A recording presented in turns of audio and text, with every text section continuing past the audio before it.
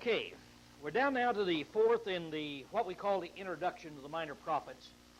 What it really is that for the past year we've been studying from Genesis on up through 2 Kings.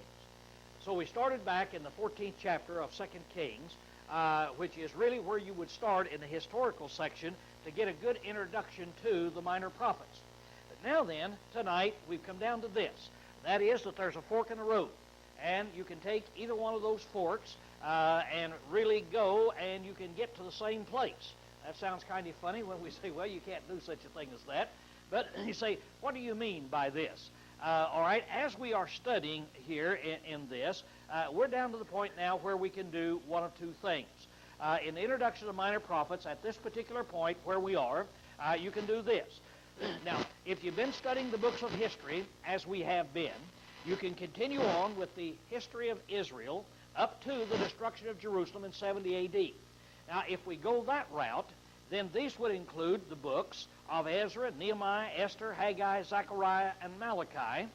And then we would continue on through the 400-year period between the Testaments. That would be talking about the Maccabees, the Hasmoneans, and Herod. And finally, then, you will conclude with the destruction of Rome. And so that would take us then through the history of the Jews. In other words, all the way from Genesis, all the way down through the history of the Jews.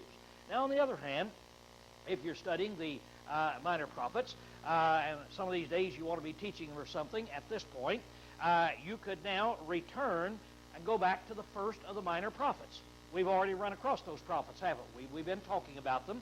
And so you could go back and study Hosea and Micah and those other prophets, and you could study it through there and then continue right on, as I've said up there at the very beginning. So you can do it either way. I intended to do number 2, but last week Mitch said, I'd like to get acquainted more with some of those prophets in between, so it really doesn't make any difference which way you go. However, I think that would be the best way to do for us to take number 1, since we have been studying all the way through the history, all the way through the history of the Jews. So tonight, we're going to continue right on, and this class will end up then with the destruction of Jerusalem in 70 A.D. Now, what that means is that we've looked at these kings, and we've seen that prophets came at certain times. We've already studied this, so we're not going to go back and get into it tonight in there. They came and they helped certain individuals. Other prophets then, the minor prophets, went in there. So if we could go back and start studying them in that way.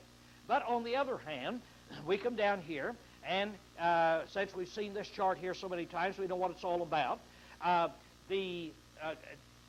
by the way, first of all, Assyria captured Israel in what year? These would be the top row up there that we've got. What year was it? 722 B.C. Now, as you come down to the bottom kings down here, Babylon is going to conquer Judah and has conquered Judah in our study. Now, when Babylon came in and conquered Judah, they did it on 3 occasions. And let's remember that. They did it on 3 occasions. The first time Nebuchadnezzar came in, he came in 606 B.C. And he conquered Judah at that time. And at that time, he only took away the silver and the gold and the taxes and just the very spatial things that he really wanted there. Now, they're going to be in captivity for 70 years. Now, the reason we know that they're going to be in captivity, Judah, over in Babylonia, they're going to be there 70 years, is because Jeremiah tells us so.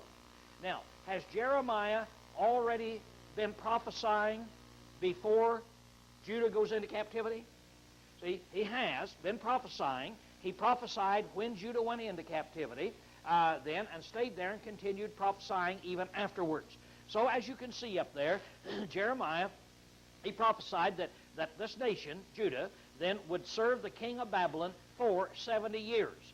Again, he says, 70 years here, I will accomplish this. After 70 years are accomplished in Babylon, I'll visit you. In other words, I'll come down and I'll bring you out.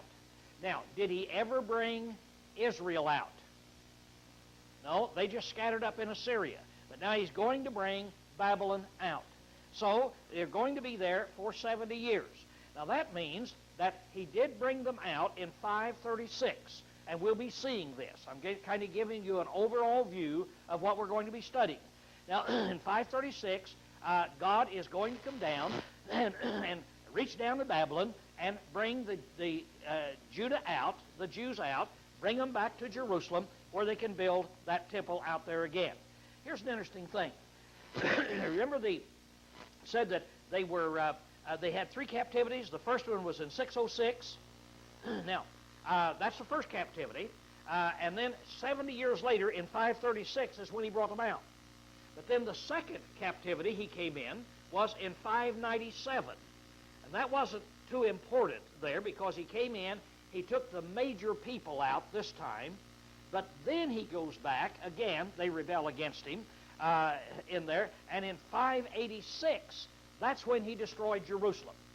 So the temple is destroyed in 586. Now the interesting thing is that in 516, the temple was rebuilt. How many years is there between 586 and 516? 70 years in there. So it's an interesting thing. It was 70 years from the captivity until he turned them loose. It was 70 years from the time of the destruction of Jerusalem until the rebuilding of Jerusalem in there. So you got that 70 years that Jeremiah was talking about. Now, at this time, in 606, when Nebuchadnezzar came down in chapter 24, 2 Kings 24, verse 1, he came down, he took Daniel with him at that time. Daniel, Meshach, Shadrach, and Abednego. These 3 very special young men. They would be the very cream of the crop of the whole Jewish nation. He brought them over, and he gave them an education in Babylon culture, taught them everything they needed to know as far as Babylon is concerned. And he used them as his advisors in his court. So they became the advisors to King Nebuchadnezzar. So that's when Daniel went into captivity. Now, when he came down in 586, he took Ezekiel with him. Ezekiel goes in. Now, you can find this because Daniel dates when he goes in, and he tells us he went in at that time. Ezekiel tells us that's when he went in. Where would you go in Daniel and Ezekiel to find those? Chapter 1, verse 1. The prophets start out and say, here is the time, the king, and so forth, when these things happen. All right. Now, Ezekiel goes in, and Ezekiel is over in Babylon, and he is a prophet among the common people. He's not in the king's house. Daniel is in the king's house prophesying to Nebuchadnezzar. But Ezekiel is just out in the countryside, and he prophesies to the common people. So if we went back and we studied those 2 books, we would need to realize who they're actually talking about then, at that time. Now, as we go back here, at 606, we come down to this 70 years, to 536, and now then, at 536, for the next 100 years, there's going to be certain men that are going to go back to Jerusalem and rebuild the temple. Now, you got this in mind as you're looking at it in here? In other words, here is when they conquered. At 586, they destroyed the temple. Then he turns the Jews loose in 536. The Jews go back in 536, and what do they do when they get back to Jerusalem? They rebuild the walls and rebuild the temple again. So that's going to take about 100 years, and we'll study the men and women that lived in this period of time. Then, after that happened, then there is a period of about 400 years between the testaments. The last person that's going to prophesy there is going to be Malachi, and then the Old Testament is silent. And there's not going to be any inspired prophets for 400 years until you come down. The next guy you run across will be John the Baptist and the birth of Jesus Christ. So that brings us down to 0 A.D. Well, from there, then, after that, from 0 A.D. to 70 A.D., that's when you have the destruction of Jerusalem then. And so that really is going to be the end of the Jewish nation. So do you see what we'll be doing then? Going through studying in this respect. All right, as we go through, Daniel and Ezekiel, they went into Babylon, and they prophesied during this 70-year period of time. They were in there prophesying during that period of time. Now, we'll not be studying them because they're not the minor prophets, but I'll be referring to them from time to time. Now, over here, then, these people up here, Esther, Ezra, Nehemiah, Haggai, Zechariah, and Malachi, all of these people, they worked in this period of time. And we'll study those books. We'll study them. Now, do you see why we will study these books even though they're out of order? In other words, you go back to Ezra, Nehemiah, and Esther, and they're way back over there before 2 Kings. But we're going over there and study them because we're putting them in chronological order. We're going to put them in chronological order. We'll put them at the time of when they lived and what they were doing in there. Now then, in this 400-year period in here between the Testaments, we have secular history. We don't have Bible history. We have secular history. And secular history tells us about people that's called the Hasmoneans. And we'll talk about them. That's just a family. It's just like Steve Grimes. The Grimians is what we would call them. The Hasmoneans. There's an old boy, Matthias Hasmonia. And so his family then got involved in there. And then we'll see how the Romans came in and took control. And finally then how Herod came up out of that. And then Herod is in control when Jesus is born. And we'll take it all the way through. So we'll see how all of these people came into existence and how they fit in. Then over here is Christ and his church then during this 70-year period of time. Okay, everybody got an idea then where we're headed? How we're headed out then to go in this way. Now, if we went back to Daniel, Daniel is back there, and he is preaching, and in Daniel 2 there is a very, very important prophecy. And there is where Nebuchadnezzar sees this great statue, and he tries to interpret the statue, and Daniel finally ends up interpreting it. Now, I'm not going to go into any detail there tonight because I'm hoping to get into, cover a whole lot of stuff right here after this introduction here. But now then, here's this great, great big individual there, and it had a head of gold. And then it had a chest plate of silver. And then down here, its thighs were made of brass. And then down here, its legs and feet were made of iron and clay. Now, Nebuchadnezzar said, Daniel, he said, I had this dream, and here's this big statue, and here's what it was made of. And now then, look up here, on this side up there, there was a little rock, and it was cut out of the side of the mountain that's up here. Now, Daniel says, he starts out, he interprets, he said, Nebuchadnezzar, you, that here, the king of Babylon, you are the head of gold. You are the biggest, mightiest king of this whole thing, see, that's in here. Now, somebody's going to conquer you, though, and they're going to be a kingdom made of silver, lesser quality than gold. Now, history tells us, shows us, that's the Medo-Persians. The Medes and the Persians put their army together and went in and conquered Nebuchadnezzar. And then the Grecians. Now, this is Alexander the Great. Everybody's heard of Alexander the Great. Alexander the Great comes in, and he conquers these people up here then, and now he conquers the world. Well, after that, then, this Rome comes into existence in here. Now, when Rome is in existence, back up here again, while Rome is here, Daniel said, and in the days of these kings shall the God of heaven set up a kingdom that shall never be destroyed, right here. So in the days of these kings, in the days of these Roman kings in here. So here it says this stone starts rolling down this hill. As it rolls down the hill, it gets bigger and bigger and bigger, and finally comes down and hits that thing in the legs, hits it in the feet.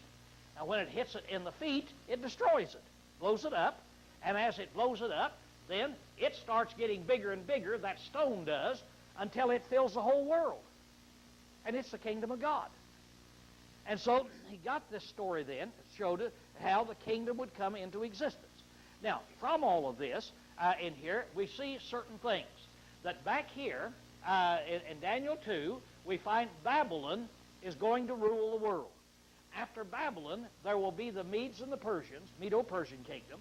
After that, there's Alexander the Great, or the Grecian kingdom, that's going to do it. Now, these are things we need to get in our mind, need to get associated with, that is in here. Now then, over here is Rome.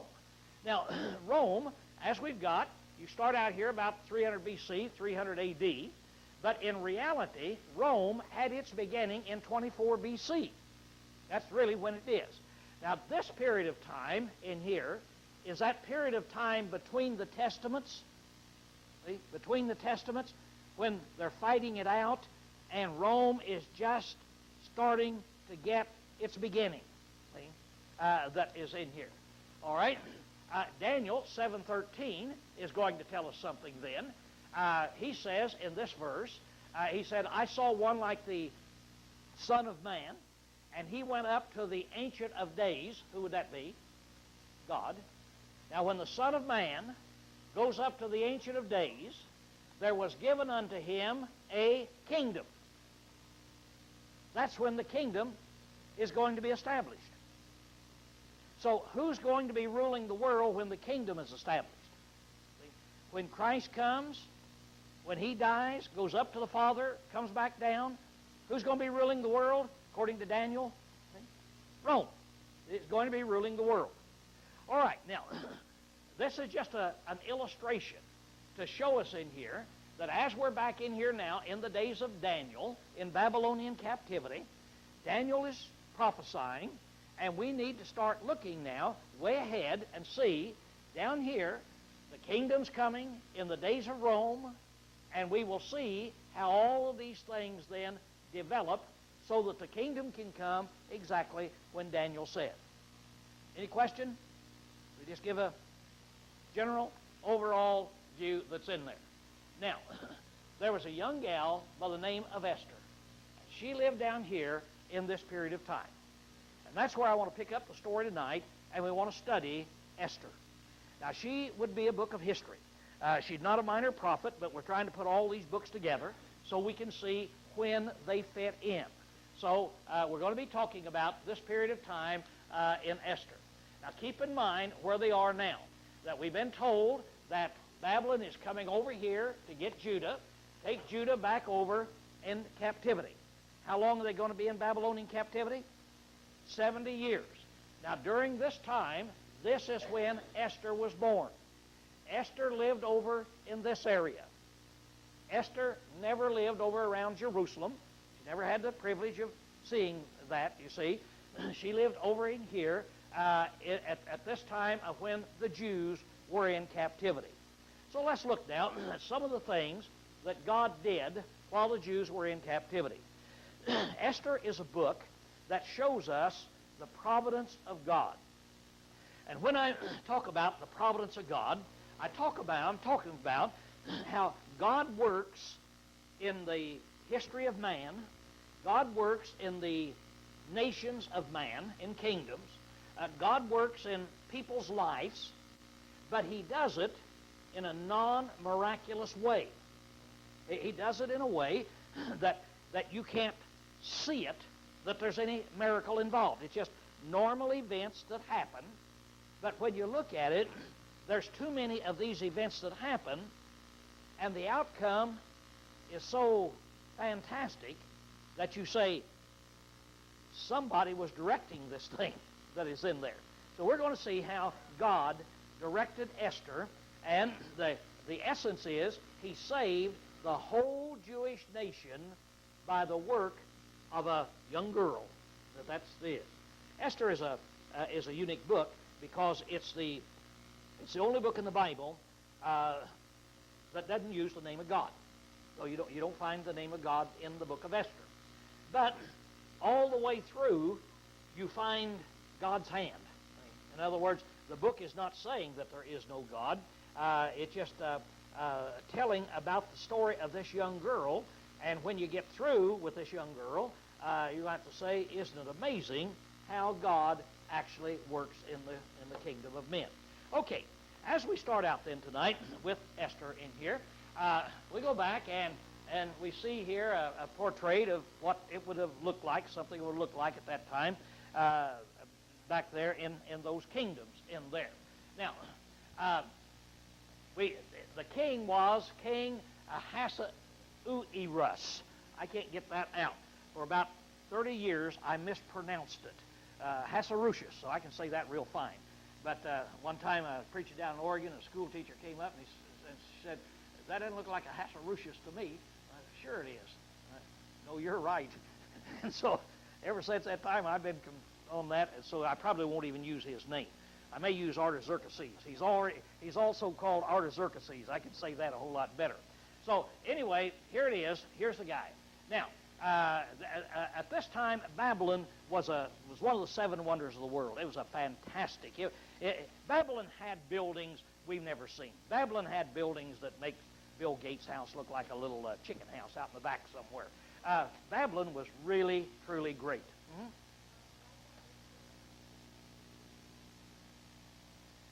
She is right about this time. Yeah.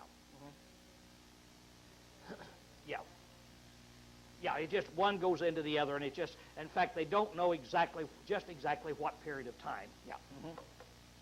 Okay, so here we have this guy, and we get familiar with him. Now I've got to go fast, so we're not going to be reading it. But if you read there, the first 8 verses of this king is so proud of what he has that he invites everybody in, and he has a 6-month open house to show everybody what a great quarters he has.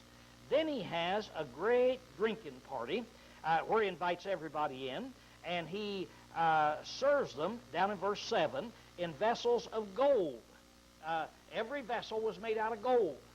And it wasn't just stamped out, but it was handmade so that every vessel was different from every other vessel.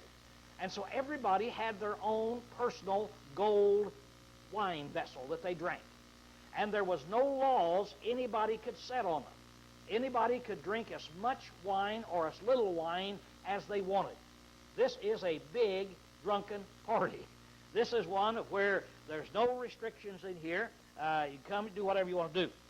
Now, after it had been going on for quite a while, everybody, of course, is pretty well been drunken up for a few days. And in verse 9, it said, and Vashti, the queen of the in here, now she's going to have a feast for the women, so we've got the women over there. Women and men didn't associate in such things as this, and so the king's heart was merry with wine. He was drunk, and so he calls for Vashti to come in. He wants to show all of his fellows what a beautiful wife he has. So he asked her to come in, prayed in front of these men, so they'll see what a beautiful wife he has. She refused. She said, "No, I will not do that."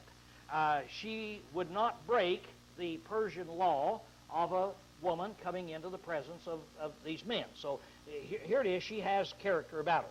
But she was very beautiful. She was fair to look upon, and she absolutely refused to come in. Now, in verse 13, the king, he goes to these other wise men, and he says, "My wife won't come. What do you think I should do?" So they have a big council, and in their council they come together. Now remember, these are all Babylonians that's there, Medes, Persians, all from the same part of the country. And so they come in, and they come to this conclusion. You're going to have to divorce her, because if you don't, this is going to get out, and it'll go around the world, and other women will hear what Vashti did and how she got by with it, and then they'll rebel against us. So we've got to show these women who's boss. You've got to divorce her, or the rest of us men are in trouble. And so he said that's a good idea, so he did. So he divorced her and got rid of her then. Okay, that sets up the story that we got in here. Then we go to chapter 2. When we get to chapter 2, we are introduced now to Mordecai and Esther.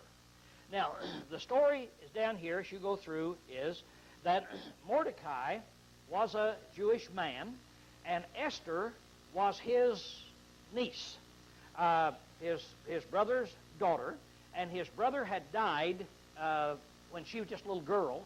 So Mordecai had taken Esther in and raised her himself there. So now then, we have her here. Her name is Hadassah, or Esther. So brings her in. She's a beautiful girl. Now, it came to pass then that the king put out a competition, I guess, sent men throughout the kingdom to look for all of the beautiful girls that he could find. And when you can find all these beautiful girls, you bring them in. And then you put them in there, and then I will take them one at a time, and the ones that I'm happy with, I'll keep, and the rest of them I won't. So they go out, and they find Esther, and so they bring her in.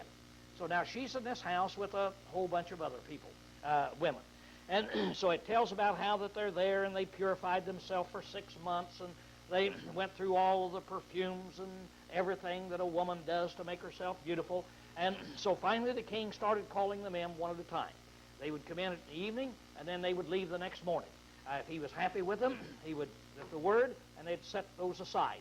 The rest of them, why, he would go ahead and dispose of those women.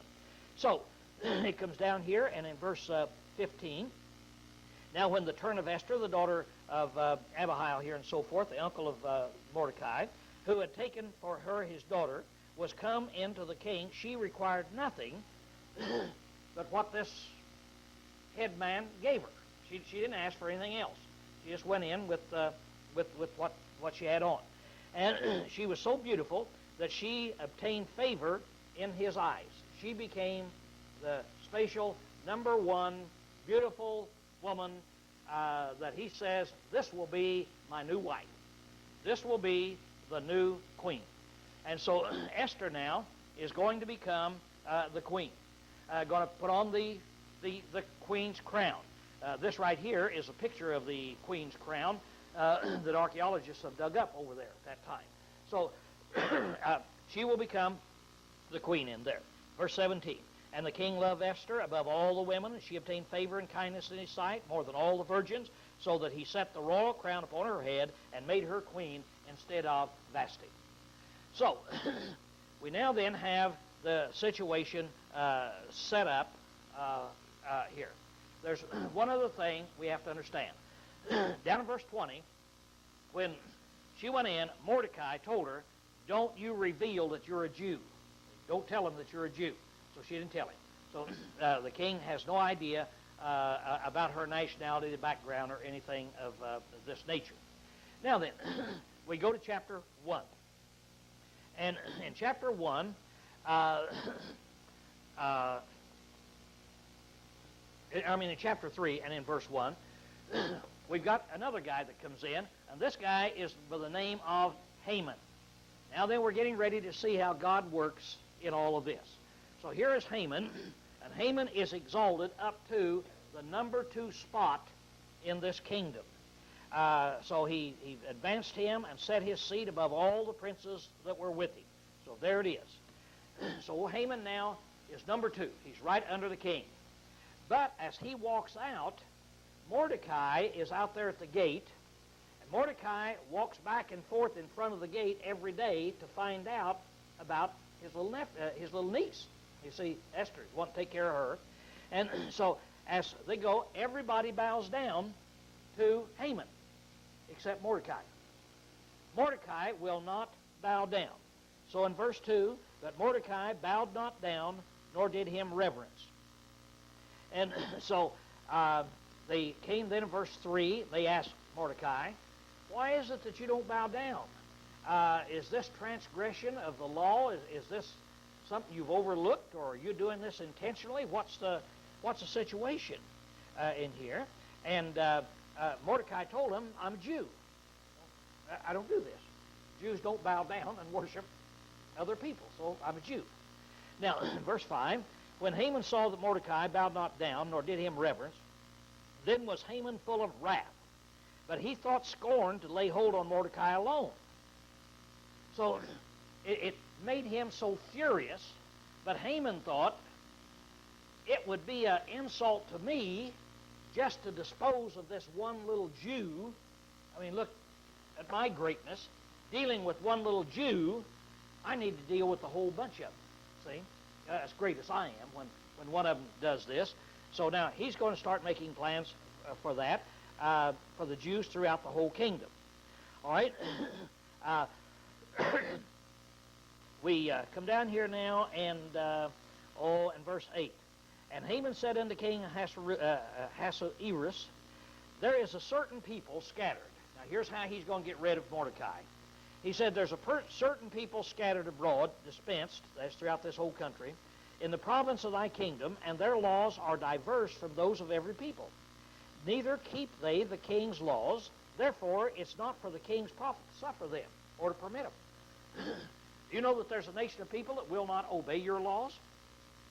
And it's not to your advantage to let them live. We need to exterminate this nation of people. Well, the king heard it. Man, we got a nation of people like this going to upset our government. Why, he said, go ahead. And so he gave him the ring, and he said, here's your authority. Go ahead and set a date and exterminate him. And so now Haman sets out to exterminate all of these people here then that's there. Now, in, well, let's see here. Down in verse 11, he took off his ring, he gave him to him, and we go on down, verse 13. He sent out these letters authorizing everybody in every town to rise up on a certain date and kill all the Jews, young and old, little children and women, and do it all in one day.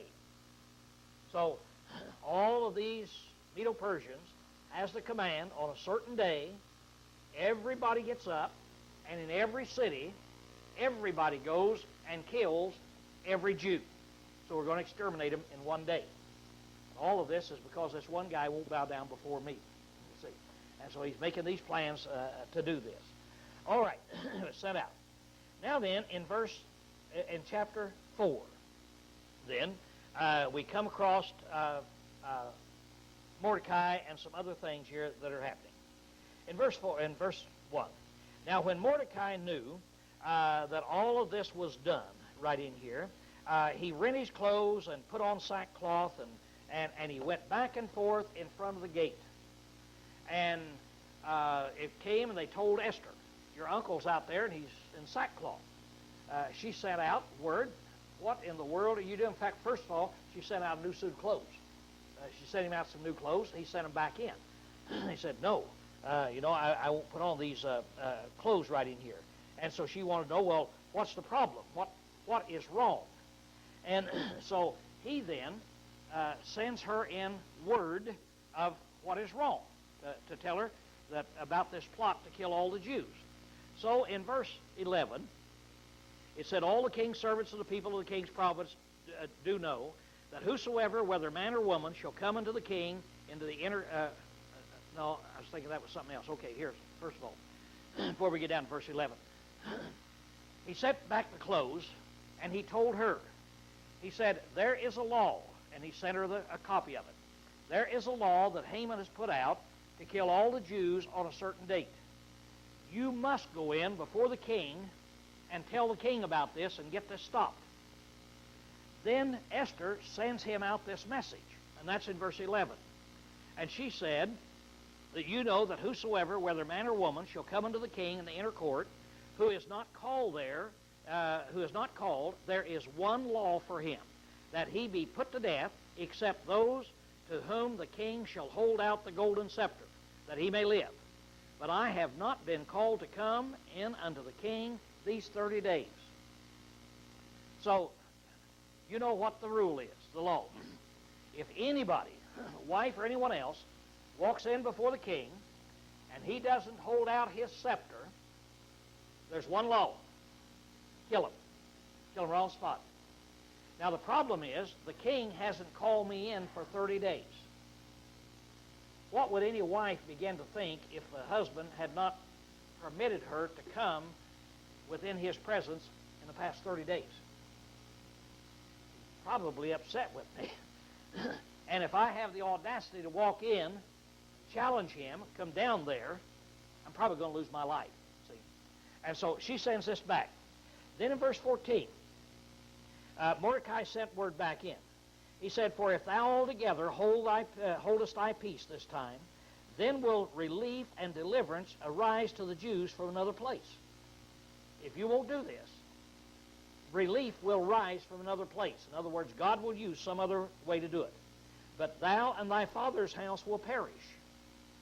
And who knoweth," here is the biggest sentence in this whole book, "and who knoweth whether thou art not come to the kingdom for such a time as this?" So think about it, Esther. This may be the reason why you were born at this time. What was Esther's credentials? What did she have? What were her abilities? What was her gifts? Beauty. That was it. An absolute beautiful woman. How do you know that what you came to the kingdom for such a time as this? Now, she doesn't know, does she? None of us know. What is your purpose for coming to the kingdom? Have you ever felt like Esther that you didn't have a purpose? That you're so insignificant? That you look at other people and you see, boy, they're really important in the kingdom of God. They're really great people. But who am I?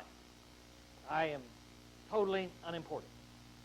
Well, how do you know what you came to the kingdom for such a time as this? What is it? What is it? Every one of us has a purpose. And we need to find that purpose.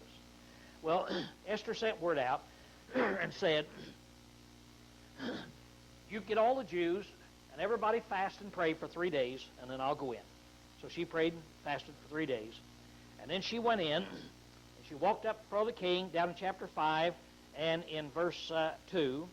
And it said, she found favor in the sight of the king, and he held out his scepter.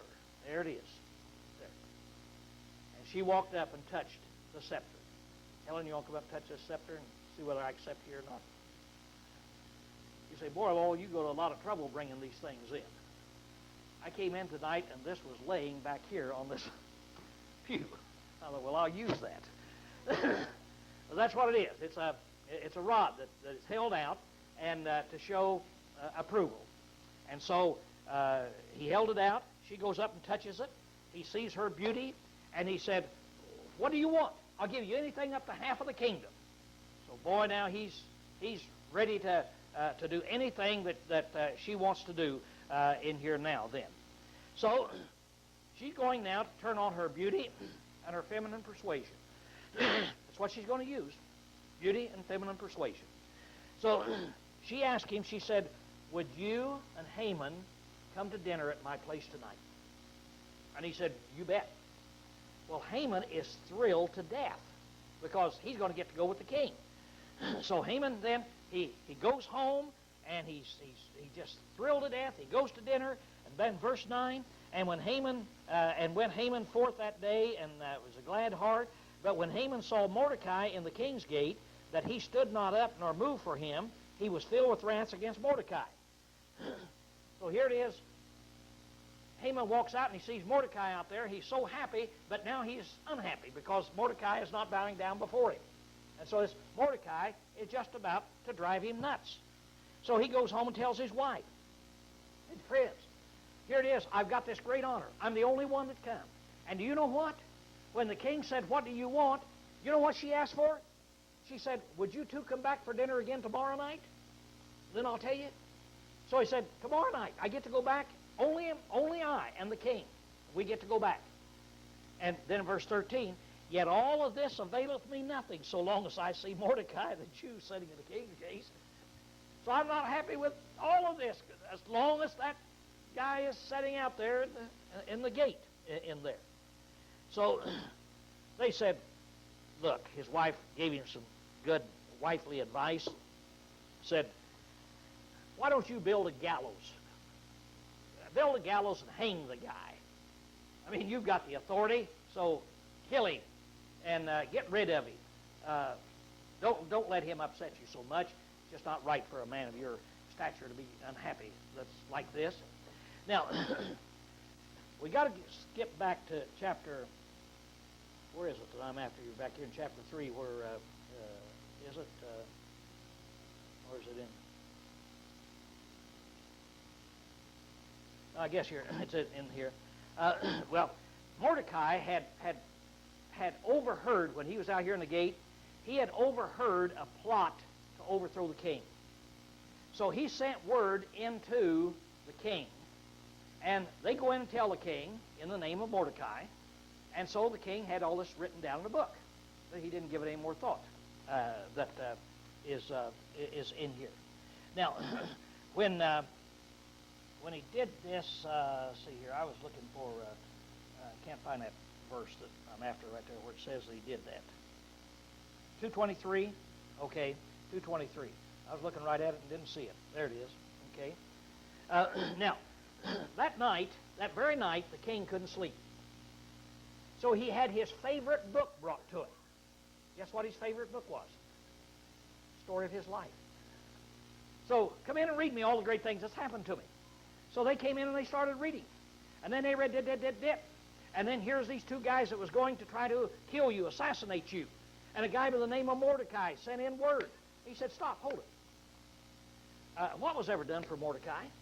They said, nothing. Well, that's not right. You know, he got to thinking about that. Said, what honor and dignity has been bestowed upon him? Well, nothing. So, the next day he gets up there on his throne and he goes in and he asks some people. He said, who's out there in the court? And just at that time, Haman has come in. Haman came in with the plan to kill Mordecai.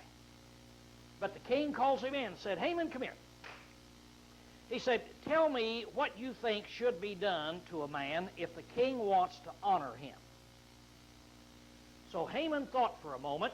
He said, now, who would the king want to honor more than I? Number 2. He said, your king, your honor, here's what I think you should do.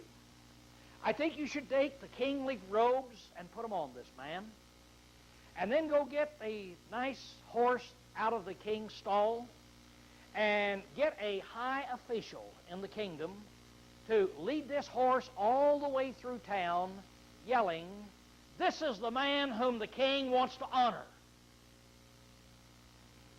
That'd be great.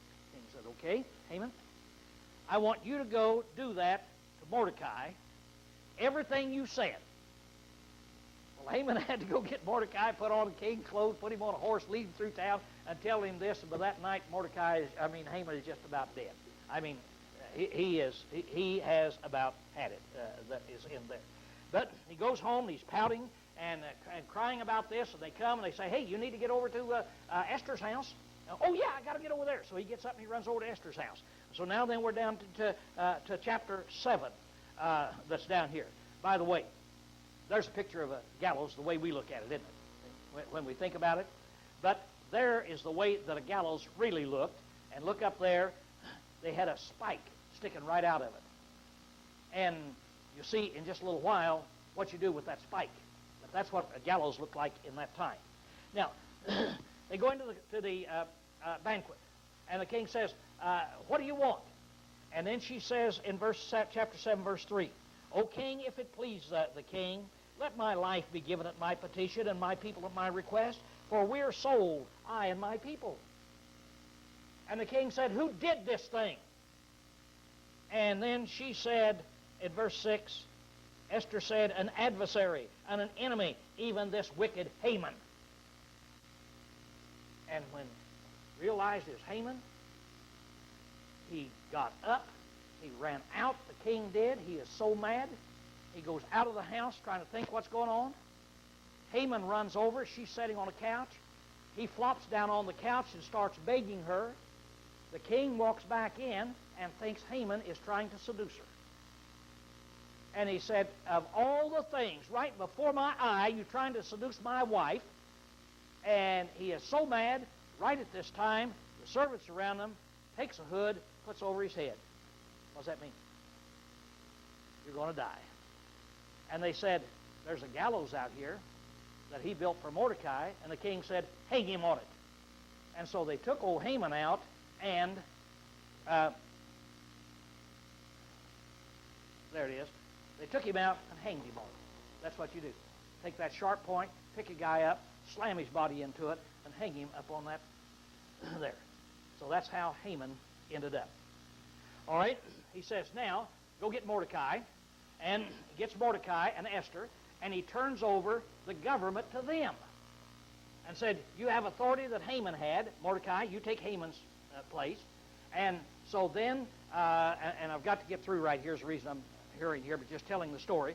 So Mordecai takes Haman's place, and he now has on nice clothing. He's in the king's palace. He's shooting the orders. He's in control of the government. And he and Esther, and so they go in to the king, and they say, could you reverse the order? And he says, no, once the king has signed an order, it cannot be reversed. But you have authority to write to the Jews and give them an order to stand up and fight when these other people try to kill them.